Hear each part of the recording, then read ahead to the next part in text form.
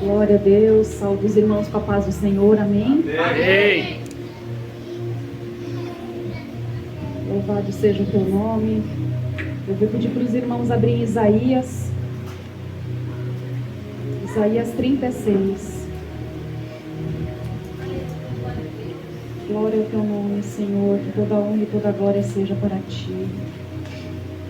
Santo, santo é o Senhor. Aleluia. Glória ao teu nome, Senhor.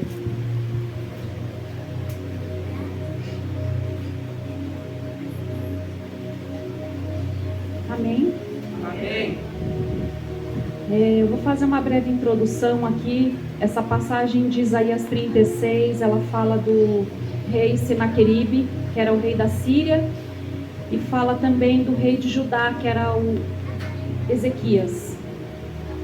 Essa palavra ela nos ensina como manter a fé, a confiança e a serenidade diante dos desafios que nós enfrentamos no dia a dia. Aqui, irmãos, antes de eu ler o versículo, aqui nós vamos ler sobre Senaqueribe, que ele era um rei assírio, ele era um rei muito ruim, ele era um rei temido por todas as nações, por ter um exército muito potente, um exército muito grande.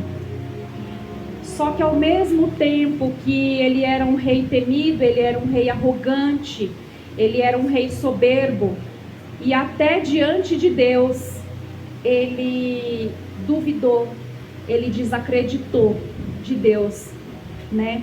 Então vamos ler, irmãos, do capítulo 36, o versículo número 18. Quando ele manda o servo dele, Rabsaque, para poder falar para Ezequias que ele ia invadir Judá, né? E ele duvida que Deus pudesse guardar Judá. E aí no 18 ele fala assim, ele manda Rabsaque falar para Ezequias: não vos engane, Ezequias, dizendo: o Senhor nos livrará? Porventura os deuses das nações livraram cada um a sua terra nas mãos do rei da Síria? Onde estão os deuses de Ramate e de Arpade? Onde estão os deuses de Serfavaim? Porventura livraram Samaria da minha mão? Quais dentre todos os deuses destes países livraram a sua terra das minhas mãos, para que o Senhor livrasse a Jerusalém das minhas mãos? Vamos para o capítulo 37, no verso de número 3. Aqui nesse primeiro versículo que nós lemos do 18 até o 20, ele duvida, né? Ele duvida de Deus porque ele passou por diversas nações e ele, assim como ele disse, né, que os deuses dele não pôde livrar eles das mãos de Senaqueribe, por que Deus o faria com Jerusalém? Então, ele mandou um recado para Ezequias e no verso de número 3, ele disse assim: e disseram-lhe assim, diz Ezequias: este dia é dia de angústia e de vitupério e de blasfêmia, porque chegados são os filhos ao parto, e força não há para dá-los à luz. Porventura o Senhor teu Deus terá ouvido as palavras de Rabsaque, a quem o rei da Síria, seu senhor, enviou para afrontar o Deus vivo, e para vituperá-lo com as palavras que o Senhor teu Deus tem ouvido? Faze oração pelo remanescente que ficou. E os servos do rei Ezequias foram ter com Isaías.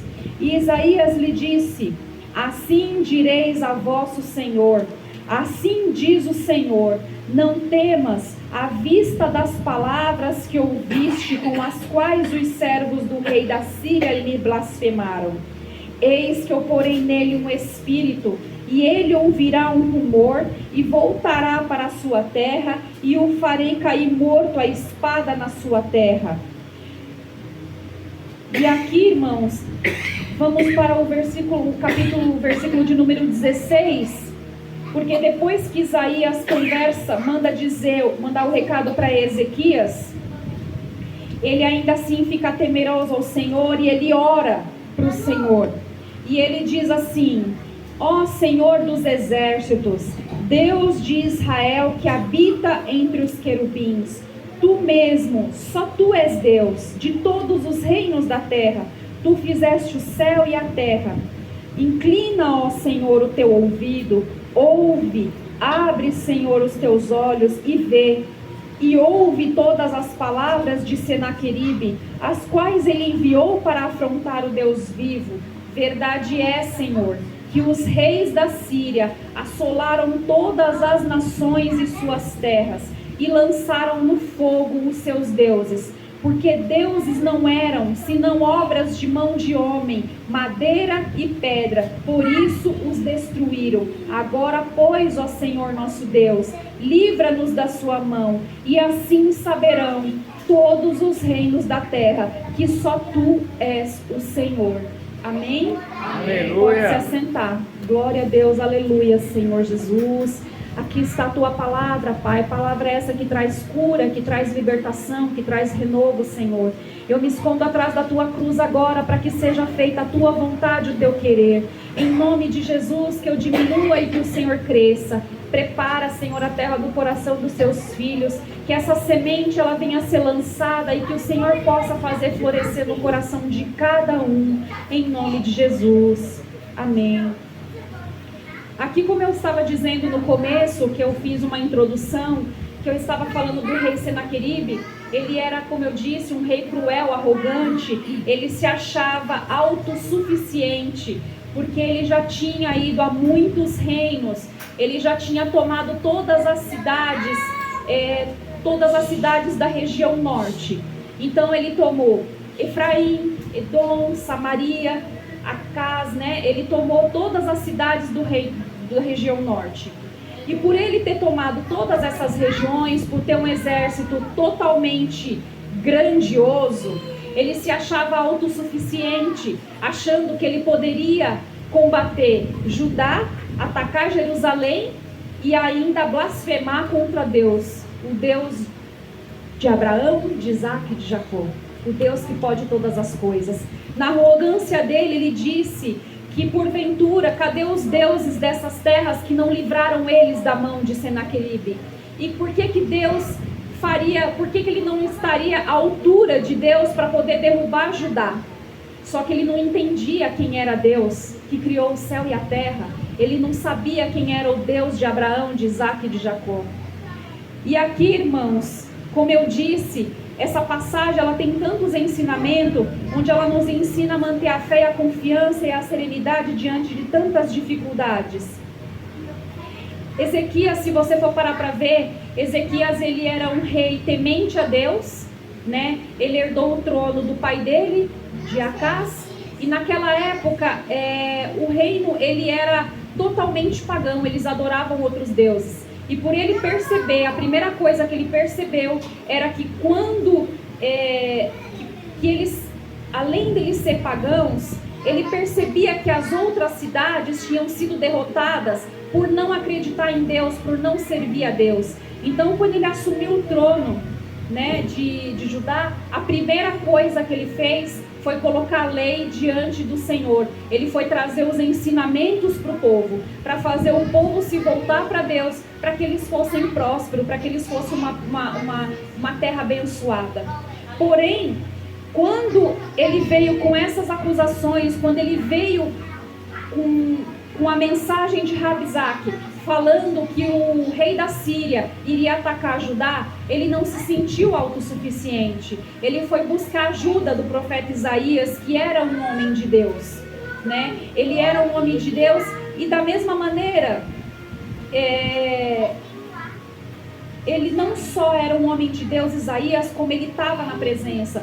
E aqui, irmãos, nessa passagem ela nos ensina tantas coisas. Ela nos ensina que no momento da adversidade nós sempre temos alguém que pode nos ajudar, alguém que nós podemos buscar em oração, né? Deus trouxe ao meu coração que a gente hoje nós estamos debaixo da autoridade de um líder espiritual, né? O pastor ele não é só um membro da igreja, ele é um líder espiritual no qual ele está aqui para nos ajudar, seja em oração, para intervir com nós com oração diante de Deus, De repente, com Isaías, ele foi um profeta para trazer uma resposta de Deus para Ezequias. Assim também é quando nós nos rendemos, quando nós deixamos o nosso orgulho, a nossa vaidade de lado e buscamos ajuda em outras pessoas, né? A gente pode olhar numa pessoa espiritual e através dela ter uma resposta de Deus. Porque às vezes, irmãos, as lutas vêm, as dificuldades vêm e nós não sabemos para que direção tomar. Porque a nossa mente, ela vai, quando vem a dificuldade, a nossa mente ela nos leva para um lugar que até que a gente se centralize, até que a gente tome a direção da situação, nós já nos angustiamos, nós já choramos, nós já pensamos em inúmeras coisas e a resposta não vem, a direção não vem. Mas muitas das vezes, quando nós procuramos por um líder espiritual, uma ajuda de alguém que nós sabemos que é, assim como ele procurou no profeta Isaías, que era um homem de Deus, aquela pessoa ela vai ter sabedoria e discernimento, vai ser direcionada pelo Espírito Santo para nos ajudar e para trazer uma resposta para nós, para trazer um norte, vamos dizer assim, né? E aqui quando ele fala, e para você ver, Deus é tão bom que quando ele quando ele pede para os servos dele e até Isaías, na hora Deus vem com a resposta. Porque é uma pessoa que estava totalmente no trono da graça de Deus e ele foi orar para Deus e na mesma hora Deus respondeu, aonde ele fala, eu porei nele um espírito e ele ouvirá um rumor e voltará para a sua terra e o farei cair morto na espada. Então, Deus já trouxe a resposta para Ezequias. E assim, irmãos, aqui, quando a palavra de Rabizak, ela vem como uma ameaça, ela também traz uma coisa para os nossos corações. Essa palavra, ela mostra, irmãos, que a palavra mal proferida, ela tem o poder de destruir, ela tem o poder de minar a nossa fé, ela tem o poder de nos calar. Então, as nossas palavras, ela tem o poder de nos abençoar, como ela tem o poder de nos destruir ou destruir alguém. Quando nós não pensamos no que nós falamos, quando nós não pensamos naquilo que nós dizemos para alguém, seja no momento de raiva, de frustração, seja no momento de... porque assim, é como se fosse uma via de mão dupla. Nós somos seres humanos, nós somos em alguns momentos, mesmo quando nós não queremos, nós somos carnais em alguns momentos. E muitas vezes a gente responde à altura, se achando estar na razão. Só que as nossas palavras, elas ferem. As nossas palavras, ela pode minar uma pessoa na fé dela, ela pode minar a pessoa naquilo que ela é. Se você pega uma pessoa que não tem uma autoestima e você fala que ela tá feia, que ela tá gorda, que ela tá magra, que ela tá isso, que ela tá aquilo, imagina como ela não vai ficar. Então nós temos que pensar aquilo que nós falamos para as pessoas, porque querendo ou não, por mais que em alguns momentos a gente use da nossa parte carnal, que é coisas que Deus tem que nos tratar, muitas das vezes, irmãos, falar aquilo que nós queremos não é sinônimo de estar por cima ou de ter razão. Porque para você ter razão, você não precisa dizer aquilo que você pensa, porque muitas das vezes o que você pensa, ou a pessoa ela não está preparada para ouvir, ou ela não está no momento certo da raiva, da briga, da discussão, ela não vai te entender. Por mais que você tenha razão, as pessoas se ofendem com palavras e depois são palavras que não voltam atrás. E assim, Deus ministra no meu coração de que a gente tem que pensar o que a gente vai falar, porque depois de uma palavra lançada, ela vai ferir. E para curar, irmãos, é muito difícil. Quantas coisas são lançadas sobre as nossas vidas, quantas coisas nós carregamos desde a infância, tribulações, situações, palavra contrária, que nós carregamos, que nós trazemos para nossas vidas, que trazem marcas até hoje.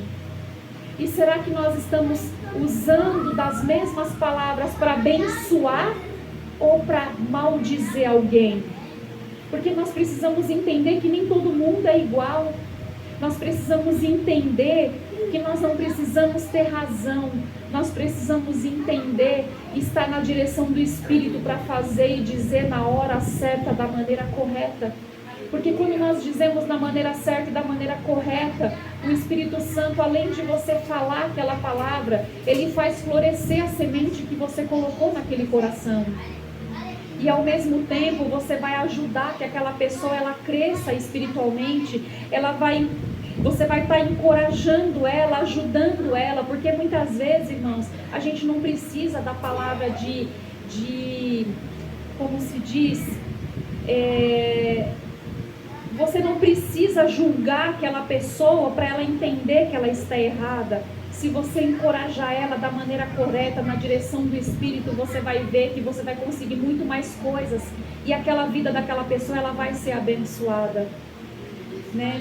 Diante da dificuldade, diante das adversidades, nós não precisamos responder com provocações. Nós não precisamos responder com palavras mal proferidas. Às vezes o nosso silêncio fala muito mais. E aqui na parte da Bíblia, quando o Senaqueribe fala tudo aquilo, manda Rabizaque dizer, Ezequias ele poderia ter revidado naquele momento, mas ele se calou. Ele preferiu o silêncio, ele preferiu buscar Deus em sabedoria, ele preferiu buscar o Senhor para poder responder, porque ele sabia em quem ele poderia confiar. Ele sabia quem poderia direcionar ele para aquilo que precisaria ser.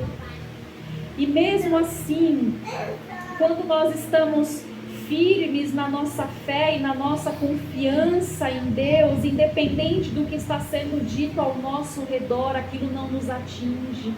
Nós também precisamos blindar nossa mente de palavras lançadas, porque muitas vezes nós precisamos entender que Satanás ele usa pessoas para nos afligir, para nos tocar, ele usa pessoas para nos afrontar. E aí, irmãos, o que acontece? O nosso próprio eu, o nosso ego, a nossa arrogância fala mais alto e a gente quer responder à altura. A gente quer estar acima das pessoas quando elas falam, sendo que o nosso silêncio às vezes fala muito mais do que palavras, porque quem nos justifica é Deus, é Ele quem nos justifica. Nós não precisamos ter razão em nenhuma circunstância, nós não precisamos estar por cima em nenhum momento. É que nem eu aprendi e eu trago isso para a minha vida. Hoje eu prefiro viver em paz do que ter razão. E quando a gente aprende a viver em paz do que ter razão, a gente se estressa menos, a gente se cansa menos e a gente vive mais. A gente vive aquilo que Deus tem para nossas vidas. As pessoas conseguem enxergar Jesus em nós. É que nem para você ver, no meu trabalho, é um trabalho cansativo, estressante. Eu trabalho com pessoas totalmente diferentes de mim. Tem uns que trabalham mais, outros trabalham menos, e tem uma pessoa que trabalha comigo que ele é estressadíssimo e ele fica nervoso com as pessoas porque não faz da maneira que ele quer e não faz do jeito que ele quer. E aí eu falo pra ele assim, pra que você vai ficar se estressando? Pra que você vai ficar falando? As coisas não vão mudar, muda você primeiro. E ele fala que ele tem raiva de conversar comigo, porque eu fico falando. Ele fala, como que você consegue enxergar? Você não enxerga que as pessoas não estão fazendo, não estão isso, não estão aquilo? Eu falei, mas o que interfere no meu trabalho? Eu tenho que chegar aqui de manhã, eu oro lá fora para que Deus me guarde em todo o tempo, me dê sabedoria. Por ser um trabalho estressante, a gente já se cansa, a nossa mente fica cansada também. E eu falo para ele, o que adianta a gente ficar reclamando, falando, murmurando? Nada de bom. Eu prefiro sair daqui no final da tarde e olhar para Deus, agradecer pelo meu dia e falar, hoje eu fiz o melhor que eu podia, do que eu ficar reclamando e murmurando e querendo ter razão no meio das pessoas, falando que elas fazem mais, que elas fazem menos, ou querendo me sobressair diante delas. Cada um vive sua vida, cada um tem o seu jeito, cada um tem a sua maneira de pensar e de agir, e não somos nós que vamos impor para elas como elas têm que ser ou como não têm que ser. Se Deus olha para nós e ministra no nosso coração que nós precisamos mudar em tal situação, que nós precisamos ser moldados de tal maneira, muitas vezes nós não aceitamos, nós não gostamos. Porque cada palavra é muito bom a gente ouvir, ser abençoado, ser agraciado. É maravilhoso quando Deus fala conosco e fala assim, você vai ser abençoado. Difícil é quando Deus fala assim, você tem que ser mudada, você tem que ser moldada, você tem que fazer isso, eu não estou me agradando. Aquilo dói na gente. Por que a gente acha que as pessoas têm que ser da maneira que nós queremos? Por que nós achamos que as pessoas têm que fazer aquilo que a gente acha que é o certo, quando nós não estamos fazendo também? Eu acho que às vezes, irmãos, falta nós tirarmos a nossa trave dos nossos próprios olhos, para a gente enxergar os nossos próprios erros, porque a gente sempre vem como um justo juiz para as pessoas. Nós vemos como um justo juiz para falar que aquele faz mais, faz menos, que um é assim e o outro não. Quando nós precisamos olhar para nós, antes de nós olharmos para a pessoa que está na nossa frente, a gente olhe para nós mesmos. Principalmente, eu vou dar um exemplo, a gente que somos casados, que tem nossas famílias, ou nossos filhos, quando alguém chega para nós e fala assim, você está fazendo isso ou aquilo de errado, eu não estou gostando, aquilo nos dói, mas a gente tem que parar para pensar no que nós estamos sendo, porque, irmãos, é muito fácil a gente pregar a palavra de Deus, falar, sendo que na nossa convivência, no nosso dia a dia, dentro da nossa casa, nós não somos aquilo que nós falamos. É fácil a gente chegar aqui no púlpito e falar para nós sermos de uma maneira, quando em casa nós não estamos sendo. E aqui nós somos ministros de Deus, Ele está nos forjando para um ministério, para um ministério grande. Deus já me mostrou várias vezes. Sexta-feira nós estávamos aqui, a presença de Deus foi surreal, foi abençoada. E Deus mostrou de novo que estava levando nós para um lugar grande, para um ministério preparado para mim e para você. E será que quando você estiver no púlpito ministrando para outras pessoas, ou quando chegar aquele irmão ferido, será que você vai ser o abraço que acalanta, ou você vai ser aquele irmão que vai se juntar na rodinha para falar mal do outro irmão, porque ele não faz aquilo que você acha que tem que ser feito? Ou você vai querer ter a razão quando você, na verdade, você não tem que ter, porque você não é juiz de nada nem de ninguém? Então, irmãos, nessa palavra nos ensina aqui que palavras ferem. Palavras ferem. E depois que elas são proferidas, elas não voltam atrás. Só que aquilo gera uma dor tão grande dentro de nós, gera uma dor tão grande, que a gente continua carregando e carrega e carrega e carrega, porque aquilo traz frustrações, traz medo, traz angústia. Como dizem em alguns lugares por aí, ele lança como gatilhos, né? Em algumas determinadas situações, vem como gatilhos. Eu vivi muito tempo, irmãos, com sintoma de rejeição, com espírito de rejeição. Eu vivi muito tempo com isso. Então eu procurava agradar as pessoas para ser aceitas, e quando alguém me rejeitava, aquilo vinha à tona tudo de novo. Eu vivi muito tempo isso da minha vida. Até que eu comecei a orar para Deus e pedir para Ele que só a graça dEle me bastasse, porque eu não queria mais ser daquela maneira. Eu não queria que quando as pessoas falassem ou quando elas fossem usadas por Satanás para me afligir, porque Satanás sabe o que nos toca, ele sabe o que nos machuca. Então ele vai usar daquilo que nos fere para nos afligir, para minar a nossa fé. Ele vai usar aquilo que nos machuca de verdade, para que a gente não continue a obra, não continue na presença dele. E eu pedi muito tempo para que Deus me curasse, até que teve um dia que na madrugada o Senhor me visitou e foi trazendo tantas coisas na minha vida, coisas que eu nem lembrava, coisas que eu nem imaginava da minha infância, e foi me curando nos detalhes. Eu sei que eu tenho coisas para ser curadas, eu tenho coisas para ser transformadas, assim como vocês também, nós temos, nós não somos perfeitos, mas a gente não pode achar que nós somos autoconfiantes. Aqui quando Ezequias, mesmo que ele era um homem temente a Deus, mesmo que ele estava na presença de Deus, ele não se apoiou no próprio entendimento dele, ele não se apoiou na própria confiança dele, porque também ele tinha um exército bom, ele tinha um Deus poderoso, mas ainda assim ele não se apoiou. Ele foi buscar ajuda num profeta Isaías, e depois disso, irmãos, ele orou a Deus. Ele orou para Deus por quê? Porque quantas vezes a gente quer se apoiar no nosso próprio entendimento, a gente se acha tão autossuficiente que a gente acha que a gente vai conseguir resolver as coisas por nós mesmos. Primeiro a gente tenta resolver as coisas da nossa maneira para depois buscar Deus. Primeiro a gente quer colocar a mão para depois olhar para Jesus. E mesmo quando Deus nos dá uma direção, a gente ainda às vezes quer fazer do nosso jeito, dar o jeitinho brasileiro, né? Então, aqui ele sabia, mesmo ele tendo o exército dele, ele temendo a Deus, ele sabia que a única pessoa que podia ajudar ele era Deus. No entanto, ele faz essa oração para Deus. Ó Senhor dos exércitos de Israel, que habita entre os querubins, tu mesmo, só tu és Deus de todo o reino. Tu fizeste o céu e a terra. Ele sabia, ele começa a oração dele falando para Deus que ele é sublime, que ele fez o céu e a terra. Ele começa falando que ele é o Senhor dos exércitos. Ele fala que ele habita entre os querubins. Ele coloca diante de Deus a soberania dele, de criador de tudo. Porque Deus, ele é o criador de tudo. Ele é soberano em tudo. Ele pode ir adiante de nós e fazer aquilo que nós não podemos fazer. Ele nos ensina também a observar e a refletir sobre a nossa natureza humana, de que em alguma das vezes ela vem acompanhada da arrogância, da confiança excessiva.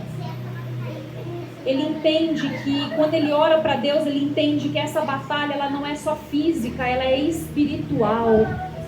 Porque quando Senaqueribe ele fala de Deus, vamos dizer que ele blasfema de Deus. Quem é esse Deus que pode comigo, né? Porque os deuses das outras províncias, das outras cidades, não puderam com ele. Quem é esse Deus que vai poder comigo? Então ele percebeu que aquilo ali não era só físico, era espiritual também. E quando ele começa a buscar o Senhor e ele faz essa oração, é onde ele vai buscar força e a orientação necessária para continuar. E quando nós reconhecemos com humildade que nós somos dependentes de Deus, que Ele é o Criador de tudo e Ele é soberano em todas as coisas, Deus, Ele se inclina para nós. Ele fala para Deus assim: inclina, Senhor, o teu ouvido, ouve, abre, Senhor, os teus olhos, vê, ouve todas as palavras de Senaqueribe, as quais ele enviou para afrontar o Deus vivo. Irmão, se você for parar para ver, Deus, ele é onisciente, onipresente, onipotente, ele é o criador de tudo, ele sabe de todas as coisas. Por que você acha que ele deveria falar para Deus o que Senaqueribe falou? Se Deus é onisciente, onipresente, onipotente, ele é criador de tudo, você não acha que Deus já tinha ouvido, Deus já sabia do que estava acontecendo? Porque Deus, ele quer ouvir da nossa boca, ele quer ouvir as nossas queixas, ele quer ouvir dos nossos lábios aquilo que nos está afligindo, aquilo que está doendo, aquilo que está machucando. No entanto, ele fala: o meu jugo é suave, o meu fardo é leve. Quando nós colocamos diante dele todas as nossas frustrações, todas as nossas dores, ele é fiel e justo para ouvir, mas ele quer ouvir a nossa dependência, ele quer ouvir que nós dependemos dele, que nós não somos autossuficientes, que nós não temos uma autoconfiança de achar que nós podemos fazer por nós mesmos, mas que nós precisamos buscar a face dele. E quando nós falamos, ele vem logo e ele apressa em responder aquilo que nós oramos. Mesmo que seja uma situação difícil, porque tem coisas que cabe a nós fazermos. Aquilo que nós não podemos fazer, é Deus quem faz. Quando nós não conseguimos fazer determinada coisa e que nós tiramos as nossas mãos, Deus põe a dele. Mas quantas vezes a gente está na tribulação, na dificuldade, e a gente ora para Deus, mas ao mesmo tempo que a gente ora, a gente está ali, ó, segurando. A gente quer dar um jeitinho de um lado, a gente quer dar um jeitinho de outro. Quando definitivamente nós deveríamos entregar o nosso jugo e o nosso fardo para Deus, para que Ele venha um refrigério sobre as nossas vidas. Porque Deus, Ele é o mesmo. Ele é o mesmo que cura, Ele é o mesmo que salva, Ele é o mesmo que liberta, Ele é o mesmo que faz todas as coisas. E ainda assim, quantas vezes nós duvidamos? E aqui Ezequias nos mostra como que é ter fé e confiança em Deus, de colocar diante dEle, de falar daquilo que nós precisamos, daquilo que nós necessitamos. Quando nós deixamos a nossa autoconfiança de lado, a nossa arrogância, a nossa soberba. Porque se eu falar para você assim, você é arrogante, você é soberbo, você é vaidoso, nós olharemos para nós mesmos e nós vamos falar, não, nós não somos. Não, eu sou uma pessoa super simples. Mas quando nós temos que nos apresentar diante de Deus, nós nos apoiamos no nosso próprio entendimento. Quando Ele conhece o oculto e o profundo de quem nós somos. Né? E aqui, irmãos, ele fala, ele continua, verdade é, Senhor, que os reis da Síria assolaram todas as nações da sua terra, lançaram no fogo seus deuses, porque os deuses não eram senão obras de mãos de homem, madeira, pedra, por isso os destruíram. Aqui ele fala que não existe outro Deus senão o Senhor, que eles poderiam ter outros deuses, deuses de madeira, mas que Deus é soberano, é único. Ele coloca Deus na soberania dele. E agora, pois, ó Senhor nosso Deus, livra-nos da sua mão, e assim saberão todos os reinos da terra que só tu és o Senhor. Ele reconhece que somente Deus pode ajudá-lo. Então, irmãos, que no momento da nossa adversidade, da nossa dificuldade, nós venhamos entender que somente Deus pode nos ajudar. Que nós possamos depositar totalmente a nossa confiança em Deus. E Deus, Ele é tão fiel, Ele ouve uma oração sincera. Às vezes nós estamos tão afligidos que nós não sabemos, o Espírito Santo fala que nós não sabemos orar como convém, mas que Ele intercede por nós com gemidos inexprimíveis. Então, quando nós convidamos o Espírito Santo para fazer parte da nossa oração, mesmo quando nós não temos palavras, quando nós choramos, que as nossas lágrimas, elas também falam diante de Deus. Ele nos consola, Ele traz refrigério para a nossa alma, Ele traz conforto, Ele traz consolo. Ele, assim como o Ednei leu no Salmo 23, Ele é o nosso pastor e de nada nós temos falta. Não é só na parte financeira de ser o nosso pastor, Ele traz tudo, nós não temos falta de atenção, nós não temos nada, porque somente a graça dEle nos basta, somente a presença dEle traz refrigério, somente a presença dEle nos consola, nos transforma. E quando nós estamos diante dEle com o nosso coração, não só com os nossos lábios, quando nós adoramos Ele de todo o nosso coração e a nossa alma, Ele apressa em responder. Porque aqui, irmãos, quando Ezequias fez essa oração, demorou um dia para ele responder. Ele veio com a palavra dele, ele veio com a providência dele, ele veio como um justo juiz que ele é diante da nossa causa. E aí, no entanto, aqui o profeta Isaías fala que Deus, ele profetiza, né? Eu porei nele um espírito e ele ouvirá um rumor e voltará para a sua terra e eu farei cair morto a espada na sua terra. Ele voltou para a terra dele e ele morreu à espada pelos próprios filhos. Os próprios filhos mataram ele, Senaqueribe. Então aqui Deus mostra a soberania dele de ser o nosso juiz quando nós precisamos. Nós não precisamos proferir palavras para ninguém. É Ele quem nos justifica no tempo da dificuldade e da adversidade. Levante-se quem quiser se levantar. Sabe por quê, irmãos? Porque quando nós estamos passando por levantes, por luta, por dificuldades, passe glorificando a Deus, porque é sinal de que você está no caminho certo. Quando você passa blasfemando, quando você passa murmurando, Deus não te abençoa. Às vezes Ele permite situações para nos levantar, para nos forjar, porque muitas vezes nós subestimamos a nossa capacidade diante do mundo espiritual.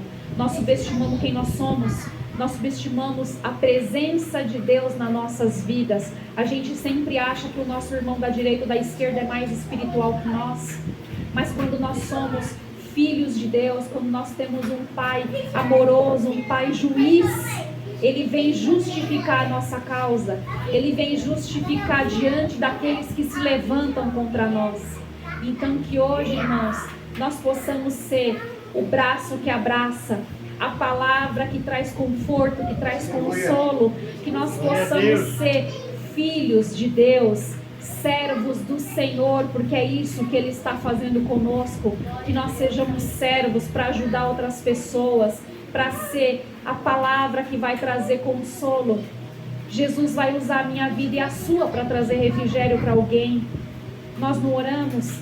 Eu quero ser como um vaso nas mãos do oleiro. Ser um vaso nas mãos do oleiro é ser moldado? É, mas também é ser Jesus na terra, abraçando, cuidando. É a gente pedir para Deus formar o caráter de Cristo em nós, é para Ele demonstrar todo o amor dEle, colocar o amor dEle diante das nossas vidas, para a gente olhar para o nosso irmão do lado e se compadecer da vida dele, da situação dele. Porque muitas vezes, irmãos, o irmão ele não precisa falar que ele está triste, que ele está passando por uma dificuldade. Às vezes, só um aperto de mão ou um abraço que acalanta já fala mais do que 1000 palavras. Então que hoje nós possamos ser assim como Ezequias nos ensinou, nós possamos ter fé e confiança em Deus e ter serenidade para resolver as situações e as adversidades que vão vir ainda. Porque na palavra de Deus fala, no mundo tereis aflições, mas tende bom ânimo, porque eu venci o mundo.